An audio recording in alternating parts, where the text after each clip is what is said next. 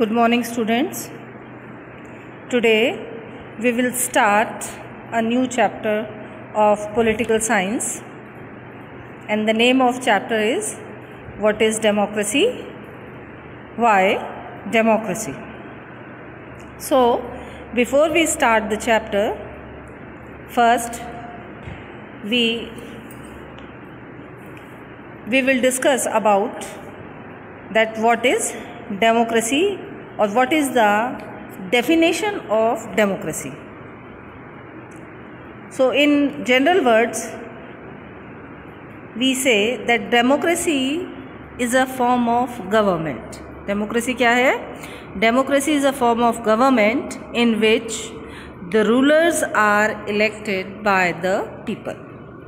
So students, I hope you understand that what is democracy. Democracy क्या है? Democracy government की एक ऐसी फॉर्म है, एक ऐसा तरीका है गवर्नमेंट का जिसमें कि जो रूलर्स हैं, जो हमारे रूलर्स हैं, उनको कौन इलेक्ट करता है? हमारी आम जनता. Democracy is a form of government in which the rulers are elected by the people. Basically हम लोग इंडिया में डेमोक्रेसी को ही फॉलो करते हैं, है ना. आप सभी को पता, आपने इलेक्शंस होते देखे हैं कि इलेक्शंस में वोटिंग के थ्रू हम लोग अपने जो वोटिंग राइट का इस्तेमाल करते हैं और उस वोटिंग राइट से फिर क्या करते हैं हम लोग?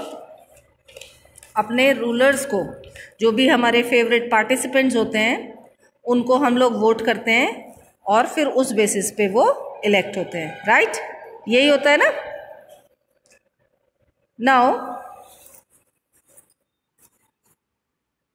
What are the features of democracy? किसी भी कंट्री में डेमोक्रेसी है, इस बात का हमें कैसे पता चलेगा? Earlier we defined that democracy is simply as a form of government in which the rulers are elected by the people. But there are some more features of democracy also, that कौन कौन democracy में हम democracy के लिए कौन कौन इसमें election जो हमारे होते हैं, इसमें कौन लोग पार्टिसिपेट कर सकते हैं, इलेक्शन कितने दिनों बाद कंडक्ट किया जाता है, ठीक है, और हमारी मार्जिनल एज का कॉन्सेप्ट क्या रहता है, कि जो वोटिंग एज है वो क्या है, हम लोगों को किस तरीके से ये सारी चीज़ें फॉलो करनी होती हैं. तो ये सारा हमारा डेमोक्रेटिक गवर्नमेंट का एक अपना इम्पॉर्टेंट फीचर है. Right? So who are the rulers in democracy? Democracy में जो हमारे रूलर्स हैं वो कौन हैं? हम किन्हें रूलर्स बोलते हैं? ये वही लोग होते हैं जिनको कि वी, आप और हम, as a common person elections के दौरान हम जिनको इलेक्ट करते हैं, जिनके लिए हम वोट करते हैं, और जिन भी लोगों को मेजॉरिटी में वोट मिलती हैं, है ना. मेजॉरिटी में वोट का मतलब है कि ज़्यादा परसेंटेज ऑफ वोट. कई लोग खड़े होते हैं, आपने देखा है कि हर पार्टी से कैंडिडेट्स खड़े होते हैं, लेकिन जीतता कौन है? जीतता वही है जो ज़्यादा से ज़्यादा वोट ले पाता है ना. तो जिसकी ज़्यादा वोट होंगी वही जीतेगा. यही तो डेमोक्रेसी में है कि आपने जिसको चुना है, जो आपके फेवरेट लीडर हैं, आपने उनको वोट किया है. कंपटीशन में दूसरे जो लीडर हैं उनको कम वोट मिले. तो ऐसे में जो रूलर की डेफिनेशन ये है कि जिन लोगों को ज़्यादा से ज़्यादा वोट मिली हैं, जो जनता के फेवरेट हैं और जिनको कि ज़्यादा वोट में जो इलेक्ट हुए हैं, उनको हम लोग बोलते हैं अपनी डेमोक्रेसी में रूलर्स. अब जो वो कौन से लोग हैं, वो कौन लोग हैं हु इलेक्ट द रूलर्स और गेट इलेक्टेड एज रूलर्स? तो ये कौन लोग होते हैं? तो डेमोक्रेसी में who are the people who can elect the rulers? तो वो लोग रूलर्स को इलेक्ट करते हैं डेमोक्रेसी में जो कि अडल्ट होते हैं, एडल्ट से मतलब है बेटा कि जो लोग 18 साल या उससे ज़्यादा उम्र के लोग होते हैं। मिनिमम 18 ईयर्स, 18 साल से कम उम्र के लोग इलेक्शन में पार्टिसिपेट नहीं करते हैं। क्यों? क्योंकि वो एडल्ट नहीं होते। एक नंबर 2, जो हमारे इलेक्शन की प्रोसेस है उसमें वोटिंग वही लोग करते हैं जिनका कि वोटर लिस्ट में नाम होता है। यदि किसी भी वजह से आपका वोटर लिस्ट में नाम नहीं है तो आप लोग इलेक्शन में पार्टिसिपेट नहीं कर पाएंगे। ठीक है।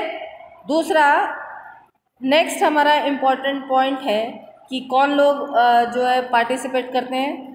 तो एक मैंने आपको बताया कि जो एडल्ट हों, जो वोटर लिस्ट में जिनका नाम एनरोल्ड हो, और जो आपके मेंटली बिल्कुल फिट होते हैं। जो मेंटली डिस्टर्ब लोग हैं या किसी भी तरह से वो कैपेबल नहीं है मेंटली, फिज़िकली की बात नहीं कर रही हूँ। फिज़िकली मान लीजिए आपका एक्सीडेंट हो गया और एक्सीडेंट में आपकी बाजू कट गई या आपकी टांग कट गई या आपको पोलियो हो गया तो आपकी दोनों टांगें खराब हो गई, लेकिन आपके सोचने समझने की शक्ति, आप वर्क कर रहे हैं, आप बातें करते हैं, आप पढ़ते लिखते हैं, तो ऐसे में आपको वोटिंग करने का पूरा राइट है। क्यों? क्योंकि आपको हर तरह से नॉलेज है। केवल वोट वही नहीं कर पाते हैं जो कि मेंटली डिसेबल्ड होते हैं, तो केवल वही लोग नहीं कर पाएंगे। बाकी जो फिज़िकली डिसेबल होते हैं दे कैन वोट। इसके अलावा और कौन कौन से ऐसे एरियाज़ हैं जो कि जिनमें हम लोग अपने जो डेमोक्रेसी को फील करते हैं, और कितने दिनों बाद आपकी कंट्री में इलेक्शन कंडक्ट किए जाते हैं। तो एज़ वी ऑल नो, हमें पता है कि हमारे इंडिया में हर 5वें साल, इन एवरी 5 years, यहाँ पे इलेक्शन कंडक्ट किए जाते हैं। ये सारी ड्यूटीज़ हमारे इलेक्शन कमीशन के पास होती हैं। कहाँ पे कौन सी डेट में आपको इलेक्शन की डेट फिक्स करनी है, कहाँ पे इलेक्शन होना है, ये सारा काम हमारा इलेक्शन कंडक्ट कराता है। तो ये हमारे कुछ मेन फीचर्स हैं जिनसे कि हम लोग डेमोक्रेसी को फील करते हैं। Lastly, what form of government is a democracy? Can the elected ruler function as per their wishes in democracy? No. Elected rulers cannot function according their wishes.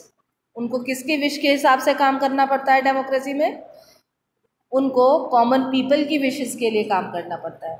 जो common people in rulers को elect करके इनकी seats तक पहुंचाते हैं, सभी लोगों को उनके लिए करना पड़ेगा। पार्लियामेंट में जाके वो अपने इश्यूज़ उठाते हैं और उन इश्यूज़ पे डिस्कशंस होते हैं, फिर वो लॉ बनते हैं और फिर वो आपके और हमारे बेनिफिट के लिए हमारे सामने आते हैं। तो ऐसा नहीं है डेमोक्रेसी में कि यदि आपने किसी को वोट दिया है, आपने किसी को रूलर चुना है और उसके बाद फिर वो अपनी मर्ज़ी से काम करेंगे।